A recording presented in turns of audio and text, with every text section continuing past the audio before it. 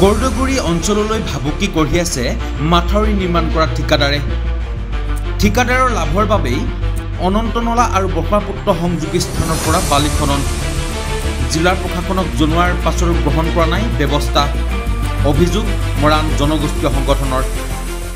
ঢলা হাতীগুলি সংযোগী মাথাউৰিৰ গৰাখহনীয়া ৰোধৰ বাবে জিঅ' বেগত ভৰাবলৈ অনন্তনলা আৰু ব্ৰহ্মপুত্ৰৰ সংযোগী স্থানৰ পৰা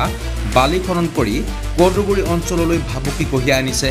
এই ক্ষেত্ৰত বিভাগীয় কৰ্তৃপক্ষক জনোৱাৰ পাছতো কোনো ধৰণৰ ব্যৱস্থা গ্ৰহণ নকৰাৰ অভিযোগ উত্থাপন কৰিছে মৰাণ জনগোষ্ঠীয় সংগঠনে শেহতীয়াকৈ ঢলা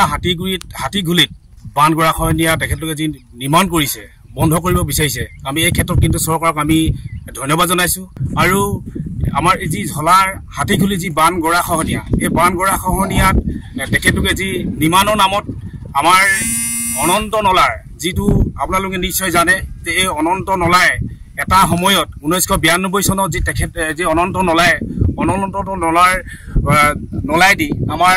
লাইনা সমগ্ৰ কৰ্দগুৰি অঞ্চলটো এটা আমাৰ নিখেষ হৈ পেলালে প্ৰায় 20খন গাঁও শেষ হৈ পেলালে এতিয়াও মানে বান গৰাখহনীয়া কবলত পৰি আছে আচলতে আমি এটো কাৰণে ক'ব বিচাৰিছো যদি আমি এই অনন্ত নলাৰ মুখৰ পৰা যদি তেখেতলোকে বান গৰাখহনীয়া নিৰ্মাণৰ নামত যদি এই মুখৰ পৰা তেখেতলোকে যদি আকৌ বালি নিবলগীয়া হয় পলস নিবলগীয়া হয় তেতিয়াহ'লে কিন্তু আকৌ মানে 1992 চনত যি বান গৰাখহনীয়া কবলত পৰিছিল লাইনা অঞ্চলটোৱে হওক কৰ্দগুৰি অঞ্চলটোৱে হওক আকৌ পুনৰ মানে এই অঞ্চলটো বান গৰাখহনীয়া কবলত পৰিব আমি সেইকাৰণে আমি জিলা প্ৰশাসনক অনুৰোধ জনাইছো চৰকাৰক অনুৰোধ জনাইছো আমি ঠিকাদাৰ পক্ষক আমি অনুৰোধ জনাইছো তেখেতলোকে বান গৰাখহনীয়া নিৰ্মাণৰ নামত হাতীগুলিত তেখেতলোকে যি পলস নি আছে আমাৰ অনন্ত নলাৰ মুখৰ পৰা এইটো অতি সোনকালে বন্ধ কৰিবৰ কাৰণে আমি অনুৰোধ জনাইছো তেখেতলোকে পলস নিয়ক তেখেতলোকে বান নিৰ্মাণ কৰক তেখেতলোকে কিন্তু অন্য জেগাৰ পৰা আমি নিবৰ কাৰণে আমি অনুৰোধ জনাইছো আৰু তেখেতলোকে যি আমাৰ অনন্ত নলাৰ মুখৰ পৰা তেখেতলোকে যি বালি নি আছে পলস নি আছে এটি অতি সোনকালে বন্ধ কৰিবৰ কাৰণে আমি অসম মৰাণ সভাৰ লগতে সকলো দল সংগঠনে আমি দাবী জনাইছো যদি তেখেতলোকে অতি সোনকালে বন্ধ নকৰে তেতিয়াহ'লে কিন্তু আমি যিকোনো আন্দোলন তথা আমি গণতান্ত্ৰিকভাৱে যিকোনো আন্দোলন কৰিবৰ কাৰণে আচলতে আমি বাধ্য হ'ম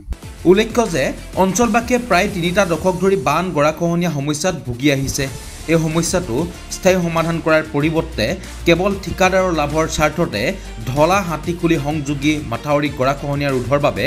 জিঅ' বেগত ভৰাবলৈ প্ৰয়োজন হোৱা বালিসমূহ অনন্ত নলা আৰু ব্ৰহ্মপুত্ৰ সংযোগী স্থানৰ পৰা খনন কৰি আছে বুলি অভিযোগ উত্থাপন কৰিছে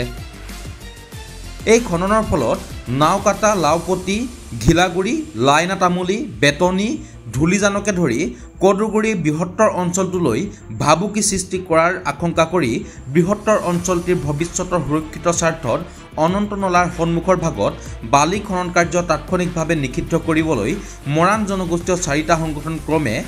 অসম মৰাণ সভা সদৌ মৰাণ ছাত্ৰ সন্থা মৰাণ মহিলা পৰিষদ আৰু মৰাণ কলা সংস্কৃতি বিকাশ কেন্দ্ৰই জিলা আয়ুক্তক অভিযোগ দাখিল কৰি স্মাৰকপত্ৰ প্ৰেৰণ কৰিছে উক্ত সমস্যাটো স্থায়ী সমাধানৰ বাবে চৰকাৰ তথা বিভাগীয় কৰ্তৃপক্ষক নিবেদন জনাই অহাৰ পাছতো আজি পৰ্যন্ত সমাধান নোহোৱাত ক্ষোভ প্ৰকাশ কৰিছে মৰাণ ছাত্ৰ সন্থাই আমি বহুদিনৰ আগৰ পৰাই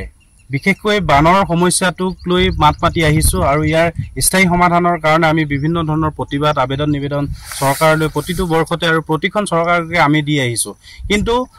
তাৰ পৰিলক্ষিতত আমি কোনোদিনে তেওঁলোকক স্থায়ী সমাধানৰ দূৰৰে কথা তেওঁলোকে আমাৰ যিখিনি জ্বলন্ত সমস্যা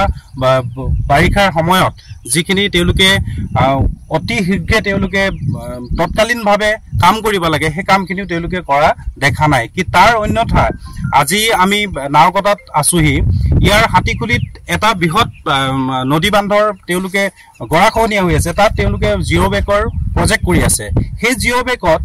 তেওঁলোকে বালি নিবৰ কাৰণে নাওকটাৰ অনন্ত নলাৰ যিখন নদী সৰু নদী এটা সুতি আছে সেই সুতিটোৰ পৰা তেওঁলোকে বালিখিনি উঠাই নি তাত লগাব বিচাৰিছে যিটো নলাৰ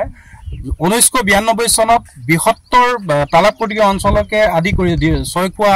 হাতীগুলি ইয়াৰ বৃহত্তৰ অঞ্চল প্ৰায় 25-30খন গাঁও বানে একেবাৰে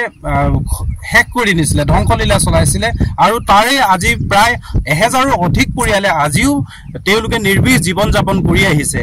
সেই একে পুনৰাবৃত্তি ঘটনা ঘটাবৰ কাৰণে এতিয়াৰ বুদ্ধিজীৱী চৰকাৰখনে কি কৰিছে তেওঁলোকে আকৌ সেই একেটো নলাতে পানী পঠিয়াবৰ কাৰণে বৃহৎ এখন ব্ৰহ্মপুত্ৰ ওচৰেদি গৈ আছে সেই নদীখনৰ প্ৰায় 50% পানী এই খুঁটিটো দেখি তেওঁলোকে ঢাল যোৱাব বিচাৰিছে গতিকে এনেকুৱা এটা মাৰাত্মক ধ্বংসলীলাৰ সৃষ্টি কৰিবৰ কাৰণে তেওঁলোকৰ যিসকল বুদ্ধিজীৱী ইয়াৰ ইঞ্জিনিয়াৰ আছে তেওঁলোক জলসম্পদৰ কাম কৰি আছে তেওঁলোকলৈ আমি অনুৰোধ জনাইছোঁ এই ইয়াত থকা এই ভিতৰুৱা অঞ্চলত থকা মানুহখিনিৰ জীৱন সুৰক্ষাৰ কথাখিনি আছে আমিও মানুহ ইয়াত থকা সাধাৰণ মানুহখিনিও তেওঁলোকৰ দৰে আমিও ভাল এটা জীৱন যাপন কৰি থাকিব বিচাৰিছোঁ আগৰ সময়খিনি প্ৰাকৃতিকভাৱে যিখিনি ধ্বংস কৰিলে আমি তাত ক'বলগীয়া নাই কিন্তু এতিয়াও আমাক যদি তেওঁলোকে মাৰিবলৈ আছে তেওঁলোকে এটা নিজৰ লাভান্বিতৰ কাৰণে মাথাউৰিটোক বচাবৰ কাৰণে নিজৰ টকা পইচাখিনিক তেওঁলোকে উলিয়াবৰ কাৰণে সেই মাথাউৰিটো ভাগিছে কাৰণে মাথাউৰিটোত ইয়াৰ পৰা বালি নি আকৌ এইখন নদীৰ ফালে আমাৰ 30-40খন গাঁৱক আকৌ তেওঁলোকে ধ্বংস কৰিব বিচৰাটো এটা বহুত ডাঙৰ তাৎপৰ্য বিষয় আৰু এনেকুৱা ধৰণৰ যদি কুসন্ধি তেওঁলোকে যদি কৰিব বিচাৰিছে ষড়যন্ত্ৰ কৰিব বিচাৰিছে মানুহখিনিক লৈ এই মানুহখিনিৰ জীৱন সুৰক্ষাৰ কাৰণে যদি তেওঁলোকে দায়িত্ব ল'ব বিচৰা নাই তেনেহ'লে কিন্তু আমি হাত সাৱটি বহি থাকিবৰ কাৰণে আমি নোৱাৰিম অনন্তনলা আৰু ব্ৰহ্মপুত্ৰ সংযোগী ঠাইখিনিত বিভিন্ন কাৰণত বালি পলস জমা হৈ আংশিকভাৱে বন্ধ হোৱাত নৈ দাঁতিকাষৰীয়া ৰাইজে গৰাখহনীয়াৰ পৰা আজি তাৰিখলৈকে কিঞ্চিত পৰিমাণে হ'লেও সকাহ পাই আহিছিল কিন্তু উক্ত স্থানৰ পৰা গৰাখহনীয়া ৰোধৰ বাবে পুনৰ বালি খনন কৰাত অনন্তনলাৰ দাঁতিকাষৰীয়া বৃহত্তৰ অঞ্চলটোলৈ পুনৰ ভাবুকি কঢ়িয়াই আনিছে নগাঁও এই ঢলা হাতীগুলি যি মথাউৰি খনন কাৰ্য হৈ থকা কি বুলি কয় গৰাখহনীয়া হৈ থকাৰ কাৰণে এই যিটো অনন্তনলা যিটো অনন্তনলাৰ পৰা বালি বা তাত প্ৰয়োজন হোৱা হেতুকে বালি খনন কৰি লৈ যোৱা হৈছে এই বালিটো খনন কৰি লৈ গ'লে যিটো অনন্তনলাই দি পেলাই লাইনৰ পৰা আৰম্ভ কৰি ৰামলী ধুলিজান বেতনী আদিকে কৰি বৃহত্তৰ কৰগী অঞ্চল বান আৰু গৰাখহনীয়াত মানে পুৰা ভাবুকি অহা সম্ভৱ হৈছে কাৰণ এই নলাটো দি আগতে এই 1900 কিমান চন আছিল 2004 চনত এই যিটো এই ভয়ংকৰ গৰাখহনীয়া এই সুতিটোৰ ফলতে তামুলী বা লাইনাৰ পৰা আদি কৰি তামুলীৰ সম্পূৰ্ণ ৰাইজৰ কৃষিভূমিৰ লগতে বহুতৰে বাসভূমিও এইটো সুতি কবলতে ব্ৰহ্মপুত্ৰ বুকুত বিলীন হ'ল আজি আৰু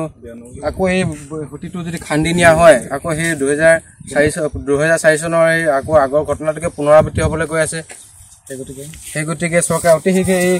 বালি খনন প্ৰক্ৰিয়াটো ইয়াতে সমাপ্ত কৰিব লাগে আৰু ইয়াৰ পৰা যাতে একদম দীঘলকৈ 10 কিলোমিটাৰ মানলৈকে চৰকাৰৰ ফালৰ পৰা এটা স্থায়ী মথাউৰি দিয়াৰ লগতে শিলৰ